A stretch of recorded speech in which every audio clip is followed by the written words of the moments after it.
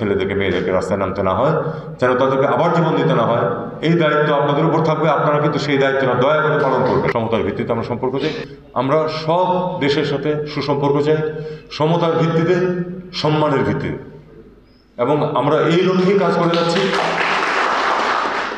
অনেকে ভারতের সাথে সম্পর্ক নিয়ে প্রশ্ন তোলেন, যেহেতু এক ধরনের একটা অস্বস্তি এই সরকার পরিবর্তনের পরে ছিল।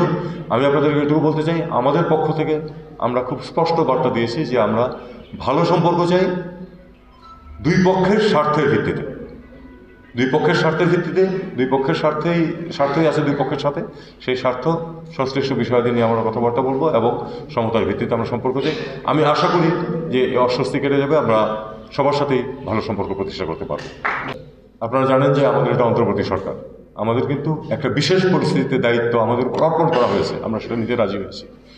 এই যারা এই বিজয় অর্জন করেছে তাদের কিছু দাবি দেওয়া আছে, কিন্তু তারা কিছু রিফর্ম চায়, যে রিফর্মগুলি আমাদেরকে করতে তারা দায়িত্ব দিয়েছে, এবং সেই রিফর্মগুলি আমি মনে করি না যে সব কিছু একদিনে অর্জন করা সম্ভব নয়, সময় লাগে সব কিছুতেই। কিন্তু অন্তত যেন মৌলিক রিফর্ম, এবং তারপরে যে এই যে আপনার রিফর্মের পথ থেকে যেন সরে যেতে না পারে সেই ট্রেনটা, এইটুকু ব্যবস্থা করে দিয়ে আমাদের উপর যে দায়িত্বটা দেওয়া হয়েছে সেই দায়িত্বটা অর্পণ করে রাজনীতিবিদদের হাতে ক্ষমতা দিয়ে আমরা চলে যাবো, তারা দেশ চালাবে।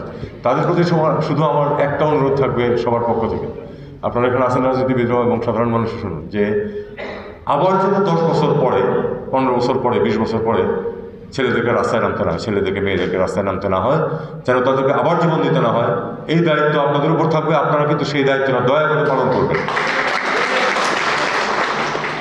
সেই দায়িত্ব যদি ঠিক মতো পালন করা হতো গত 50 বছর, তাহলে কিন্তু ছেলে মেয়েদেরকে জীবন দিতে হতো না।